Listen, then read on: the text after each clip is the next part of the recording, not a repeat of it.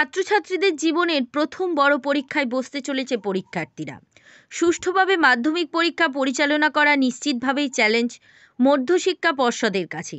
প্রশাসনের তরফে বিভিন্ন বন্দোবস্ত করা হচ্ছে। পরীক্ষার্থীদের জন্যও রয়েছে একাধিক নিয়ম। ব্রেনিয়াক হেরিটেজ স্কুল সরিষা মহিলা বিশ্ববিদ্যালয়ের বিপরীতে পর্ষদের তরফে জানানো হয়েছে, পরীক্ষা কেন্দ্রে জলের বোতল নিয়ে ঢুকতে পারবেন না পরীক্ষার্থীরা।